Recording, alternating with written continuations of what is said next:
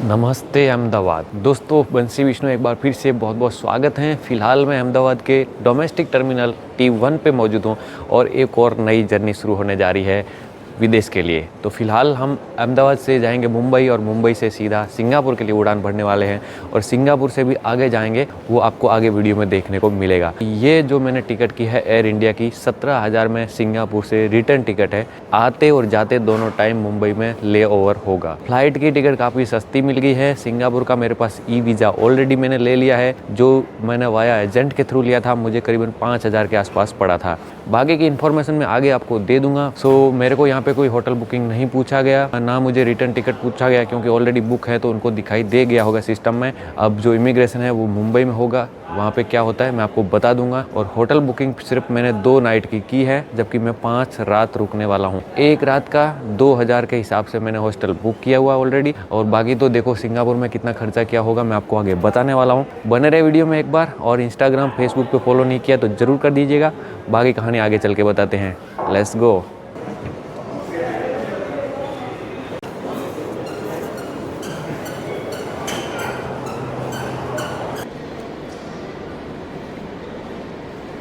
ये gate number 85 है। तो काफ़ी शानदार मुंबई का एयरपोर्ट है ये, तो सबको पता है, पूरी दुनिया जानती है। बाकी हमारे वीडियो आपको कैसे लग रहे हैं आप कमेंट बॉक्स में ज़रूर लिखिएगा और वीडियो को हमेशा लाइक करते रहिएगा। लाइक में कोई कमी मत रखिएगा, ठीक है।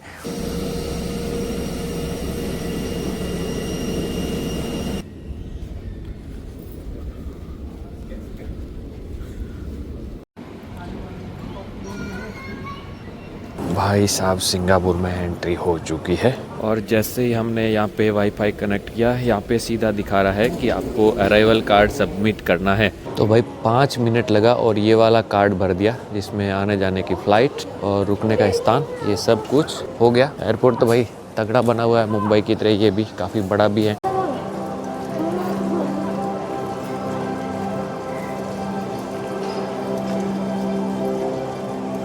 सिंगापुर की पहली झलक ये है, देख लीजिए। अभी तो मैं एयरपोर्ट से बाहर भी नहीं निकला, इमिग्रेशन भी नहीं हुआ है। मैं जस्ट फ्लाइट से लैंड हुआ और यहाँ पे आते ही थोड़ा सा आगे चलते ही देखो कुछ ऐसा झलक दिखाई दे रहा है। आसमान में ऐसा लग रहा है कुछ समंदर ऊपर लटका दिया गया हो। बड़े बड़े पक्षी घूम रहे हैं, कभी मछलियाँ घूम रही हैं। जो टेरेस है उस पर पूरी बड़ी बड़ी स्क्रीन लगाई गई है। अंदर पूरा गार्डन लगाया गया है, नीचे मछलियाँ घूम रही है कांच के नीचे।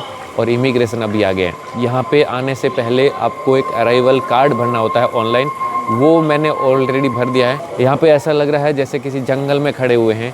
यहाँ पे तरह तरह के पक्षियों की आवाज़ सुनाई देती हैं, चिड़ियाओं की आवाज़ सुनाई देती हैं और पानी की आवाज़ सुनाई देती है, जैसे कोई झरने बह रहे हो। तो ये है पहली झलक। अब तो मज़ा आने ही वाला है। वीडियो को लाइक और कमेंट जरूर कर दीजिएगा। बाकी मैं थोड़ी सी झलक आपको यहाँ से दिखाना चाहूँगा। जितने भी लोग आते हैं पहली नज़र में यहाँ पे रुक जाते हैं और फोटोग्राफी करते हैं। ये देखो, ये कुछ बिल्डिंग है। अभी मेन टर्मिनल तो अभी आया नहीं है, बीच में ही हम तो रुके हुए हैं। और ये देखो ऊपर आसमान में फ़्लाइट जाती हुई, पक्षी उड़ते हुए, गार्डन आपको दिखाई देगा। नीचे मछलियाँ घूम रही हैं, इस कांच के नीचे आपको दिख रही होगी। पानी बह रहा है। तो गजब का सिस्टम दिया गया। एयर इंडिया के स्टाफ आए, वो भी यहाँ आके कुछ देर के लिए रुक गए, शायद वो भी पहली बार आए हुए हैं। तो चलते हैं आगे और आपको दिखाते हैं कुछ और गजब की झलकियाँ और गजब का एयरपोर्ट।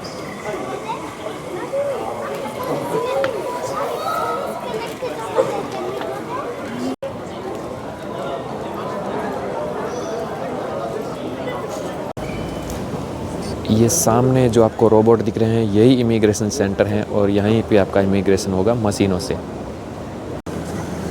बैग आएगा 38 नंबर पे। ऑलमोस्ट 50 कंट्री होने वाली हैं, लेकिन ऐसा इमिग्रेशन सिस्टम मैंने पहले कभी नहीं देखा। मैं आया, पासपोर्ट को सीधा मशीन पे रखा, गेट खुल गया स्कैन होते ही। उसके बाद मेरा फ़ोटो स्कैन किया गया और उसके बाद एक राइट हैंड फिंगर लिया गया और गेट खुल गया। कोई इमिग्रेशन ऑफिसर नहीं। अगर आपको मदद की ज़रूरत होगी तो इमिग्रेशन ऑफिसर वहाँ मौजूद रहते हैं, लेकिन ज़रूरत नहीं पड़ती अगर आपका सही से हो रहा है तो। अगर एक बार से नहीं हो रहा है तो आप दोबारा भी कर सकते हैं, ठीक है। तो बैग जा करके दोबारा आ सकते हैं। अभी अंदर आ चुके हैं, इमिग्रेशन हो चुका है। किसी ने कुछ पूछा नहीं, होटल बुकिंग वगैरह कुछ भी नहीं। SG अराइवल कार्ड भी मैंने पहले ही फिल कर दिया, उसके बारे में अभी कोई पूछा नहीं है। अब मैं बैग के लिए यहाँ पे इंतज़ार कर रहा हूँ। जैसे ही बैग आता है मैं यहाँ से निकल जाता हूँ। ये देखो बैग भी आ गया भाई, नाम लिया और बैग हाजिर।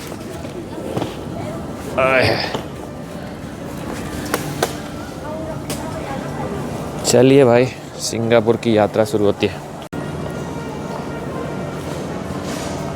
अगर आप डॉलर वगैरह लेके आते हैं, मनी एक्सचेंज करना है, तो यहाँ पे बहुत सारी मनी एक्सचेंज की शॉप भी हैं और यहाँ पे आपको सिम कार्ड भी मिल जाएगा। करेंसी एक्सचेंज का ये हिसाब किताब है भाई, देख लो। अभी मैंने मनी एक्सचेंज के लिए बात किया तो मेरे पास 10 यूरो था, मैंने बोला चेंज कर दूँ, ये बोला मिनिमम 30 होता है और आप दूसरी आगे शॉप पे शायद कर भी सकते हैं। तो यहाँ के लोग कतई लालची नहीं दिखते। मैंने सिम कार्ड का भी पूछा तो बोला सिम कार्ड आपको कितने दिन रहना, मैंने बोला 5 दिन। तो हमारे पास 28 दिन की आपको बाहर से और सस्ते में मिल जाएगी। बिजनेस करते हैं लेकिन लालच की कोई बात नहीं। यहाँ के लोग बहुत ज़्यादा हेल्पफुल हैं, दूसरे देशों की तरह यहाँ पे लूटपाट यहाँ पे सपोर्टिव लोग हैं सिंगापुर में। अब मैं एयरपोर्ट की बिल्डिंग से बाहर आ चुका हूँ। जो सामने ग्लास दिख रहा है उसके अंदर की तरफ वो एयरपोर्ट है और यहाँ पे एग्जिट होना होता है। अब बाहर की तरफ घूम रहा हूँ और देखता हूँ कि यहाँ पे क्या देखने को मिलता है। मुझे लगता है कि थोड़ा घूम के एयरपोर्ट को देखना चाहिए और देखता हूँ सिम कार्ड भी यहाँ पे अगर मिलता हो तो सिम कार्ड भी देख लेते हैं। इसके बाद हम सिटी में कैसे जाएंगे वो भी आपको आगे बताएंगे। मेरे पीछे आपको सिम कार्ड की शॉप दिख रही होगी। कम से कम 7 दिन का अगर सिम कार्ड लेते हैं तो करीबन पड़ेगा आपको 100 GB डाटा $28 के आसपास। सिंगापुर के डॉलर की बात की जाए तो $30 के आसपास। काफ़ी महंगा सिम कार्ड है भाई साहब। 7 दिन के लिए अगर इतना पैसा देना पड़ेगा तो काफ़ी महंगा है। तो हम ये आपको बताने के लिए कर रहे हैं कि कितना महंगा है ये। अभी सिटी में जाने का भी प्लान सोच रहे हैं, वो भी देखते हैं। अब लास्ट में जाते हैं ATM कार्ड में और ATM कार्ड में देखते हैं कि वहाँ पे क्या सीन बनता है। तो चल के देखते हैं ATM। हाँ तो भाई ये 14,000 इंडियन रुपीज़ निकाल रहा हूँ, 200 सिंगापुर का रुपया, जिसमें 5 ATM एक्सेस फ़ी लग रहा है। चलो भाई ये हो गया विड्रॉल और ये आ गया सिंगापुर की मनी। 200 सिंगापुर के डॉलर निकाले हैं 14,000 रुपये के आसपास। तो आने वाले दिनों में ये हमारा पैसा खर्च करने के लिए बन गया। और अब है जो सिंगापुर का एयरपोर्ट वर्ल्ड फेमस है, वो है इसलिए कि यहाँ पे है एक जेवेल टर्मिनल 1 पे। अभी हम शायद टर्मिनल 2 पे हैं। तो अभी हम यहाँ से स्काई ट्रेन लेते हैं एंड उसके बाद सीधा वहाँ जाके आपको दिखाते हैं जेवेल। टर्मिनल 2 ऊपर लिखा हुआ है। टर्मिनल 2 से निकलते ही यहाँ पे आपको एक बड़ा सा एस्केलेटर दिख रहा होगा और इससे ऊपर जाना है। यहाँ पे सारा लिखा हुआ है कि जेवेल किधर है, देखो वहाँ पे लिखा है ना। तो वो है एयरपोर्ट का हर कोना गजब बनाया भाई साहब। अब हम ऊपर वाले फ्लोर पे आ चुके हैं और यहाँ पे भी कुछ गजब नज़ारा दिखाई दे रहा है। वहाँ पे भी ऐसा लग रहा है जैसे कोई बड़ा सा वाटरफॉल झरना गिर रहा है, लेकिन वहाँ पे भी बहुत बड़ा एक स्क्रीन लगा हुआ है। चलिए आगे बढ़ते हैं, सारी चीज़ें देखते हुए आगे बढ़ते हैं और आपको दिखाते हैं। ये सारे बनावटी गार्डन बने हुए हैं, रियल में नहीं है लेकिन आपको लगेगा कि रियल गार्डन है। और ये स्काई ट्रेन देखो यहाँ पे लिखा हुआ है T1 एंड T3 पे जाने के लिए स्काई ट्रेन यहाँ से मिलती है। और आपको बता दूँ कि यहाँ पे बहुत सारे इंडियन लोग काम करते हैं, मोस्टली तमिल की साइड से। तो यहाँ पे तमिल भाषा भी लिखी हुई दिखाई देती है, हिंदी भाषा भी लिखी हुई दिखाई देती है। भाई यहाँ पे तो ट्रेन लेने की ज़रूरत ही नहीं पड़ी। ये बोल रहे सीधा इस गलियारे में से होके चले जाओ, आप सीधा ही वहाँ पहुँच जाओगे। मेरा इरादा था कि ट्रेन को ही देख लेना था, लेकिन ट्रेन नहीं देख पा रहा हूँ। शायद हम जेवेल से वापस आते हुए ट्रेन को देख लेंगे। तो भाई सिंगापुर में जब आते हैं तो आप एक साथ में ATM से जितना बनता हुआ आपको राशि निकाल लो, क्योंकि हर बार निकालोगे हर बार आपको 5 सिंगापुर डॉलर का चार्ज देना पड़ेगा, जो करीबन बनता है 324 रुपये के आसपास। तो 324 रुपये ऑलरेडी चार्ज लग चुका है, ठीक है। तो ये बात का ख्याल रखिएगा।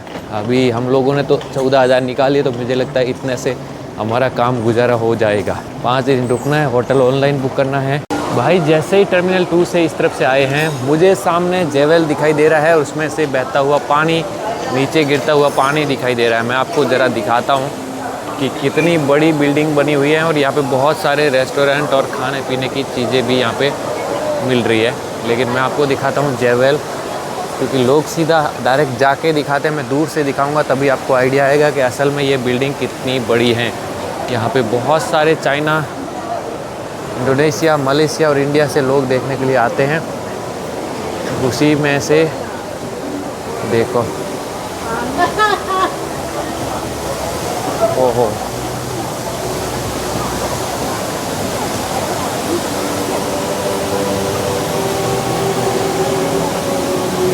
ये तो गजब हो गया भाई। यहाँ पे तो चलने के लिए जगह भी नहीं है, देख लो।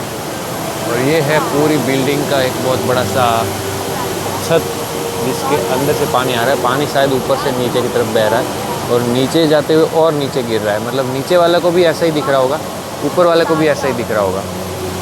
ये देखो यहाँ पे कुछ लोग एक्सरसाइज वगैरह कर रहे हैं। और ये एक बड़ा सा हॉल जहाँ से पानी गिर रहा है, नीचे गिर रहा है। लाइट है वो अलग अलग कलर बदल रही है।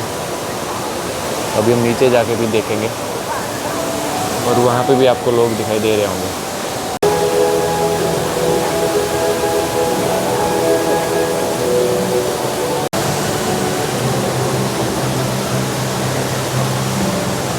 अब मैं नीचे आ चुका हूँ और यहाँ पे आने के बाद कुछ नज़ारा ऐसा दिखाई दे रहा है। अब देखो भाई ऊपर, लोगों को ये समझ में नहीं आ रहा है कि फ़ोटो किस एंगल से लिया जाए। चारों तरफ लोग बैठे हुए हैं, ऊपर जा रहे हैं, नीचे जा रहे हैं, लेकिन फ़ोटो की कुछ समझ ही नहीं आ रही कि इतनी बड़ी जगह है और कौन सा एंगल बेस्ट वाला है। और इसमें बना हुआ एक ऐसा कुछ झरना है, एक बहुत बड़ी विशाल का छत है, कम से कम 10 मंजिला इमारत से भी बड़ी है। इसमें बहुत सारे चलने के लिए अलग अलग सीढ़ियाँ और ट्रैक बनाए गए हैं। वहाँ से आप इसके नज़ारे देख सकते हैं। और लोगों को ये समझ में नहीं आता है कि इस जगह पे फ़ोटो कहाँ से लिया जाए। इसका एक नमूना आप यहाँ पे देख सकते हैं कि इस जगह को लोग कितना पसंद करते हैं और कहाँ कहाँ देशों से लोग यहाँ पे आए हुए हैं। ऊपर तक आप नज़र दौड़ाओगे, वहाँ पे भी आपको लोग दिखाई देंगे, ऊपर भी लोग दिखाई देंगे। और ये जो आपको एक ब्रिज दिख रहा है, इसके ऊपर स्काई ट्रेन चलती है। तो इस ट्रेन चलने के दौरान भी लोग इस जगह का नज़ारा है वो फ़ोटो कैमरे में कैद करते हैं। ये पानी ऊपर से छत से गिर रहा है और नीचे एक बड़ा सा हॉल है, उसके अंदर से नीचे जा रहा है। ये भी एक तरह से स्विमिंग पूल जैसा ही सीन खड़ा किया गया है। और यहाँ पे हज़ारों लोग इस समय पे मौजूद है, आप देख सकते हैं, चारों तरफ देख सकते हैं। एंड बैग रखने के बाद कुछ देखेंगे। आज के दिन तो रेस्ट ही करने वाला हूँ। हमें जाना है बाई MRT और यहाँ पे कुछ लट्टू जैसी चीज़ें हैं और ऊपर नीचे होती जा रही। देख लिए भाई, बहुत गजब है। ये तो सिंगापुर तो कमाल है भाई।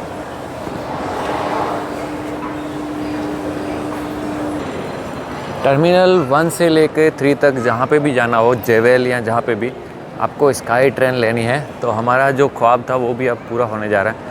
अभी हम स्काई ट्रेन लेते हैं और सीधा जाते हैं टर्मिनल 2 पे। वहाँ से सीधा MRT लेते हैं, MRT का पास लेते हैं, इसके बाद सीधा सिटी की तरफ चलते हैं। और नेक्स्ट 3 मिनट में स्काई ट्रेन आने वाली है। अब स्काई ट्रेन में सफ़र करते हैं। इसमें कोई टिकट नहीं होता है, ये तो सिर्फ फ्री सेवा है। और उसके बाद आगे देखते हैं। स्काई ट्रेन आ चुके हैं, ये राउंड द ट्रिप घूमती है भाई, मुझे लगता है।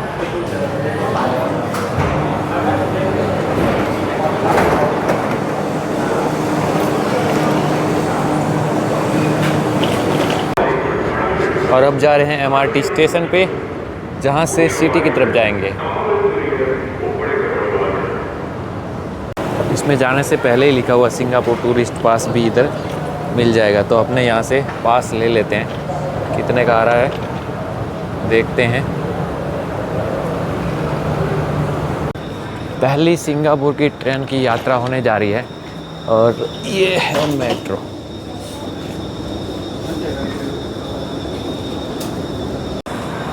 अब हम पहुंच गए एक्सपो। इसमें लगा 5 मिनट। अब हम दूसरी लाइन बदलेंगे जो डाउनटाउन की तरफ जाती है। तो डाउनटाउन लाइन उधर नीचे देख सकते हैं।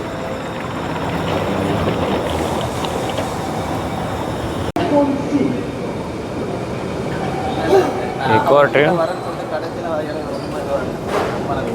तो इस सिंगापुर के MRT रेलवे स्टेशन से बाहर आ चुके हैं। पहली नज़र में कुछ ऐसा दिखाई दे रहा है। ये हमने बाहर की धरती को देखा है। और ये बांडे अमीर एक मेट्रो स्टेशन है, उसमें मैं आया था बैठ के। एक मेट्रो चेंज किया था।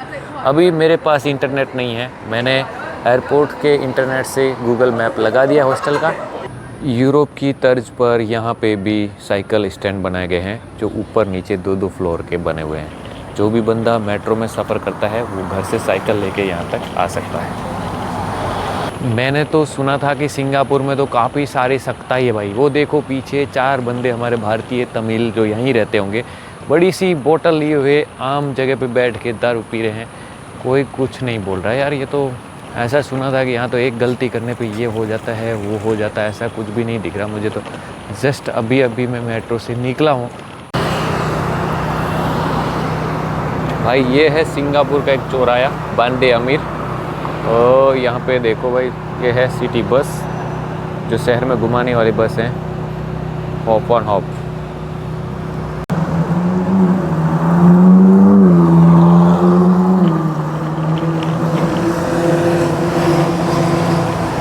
कभी आपने पहले वीडियो देखा होगा तो आपको आइडिया होगा कि ये एरिया कौन सा है। इसके कलर से आपको पता चल रहा होगा, इसकी बिल्डिंगों से आपको पता चल रहा होगा। जैसे ही हॉस्टल में आया हूँ, यहाँ पे मेरे नाम से एक चाबी बनी हुई पड़ी है, देख लो।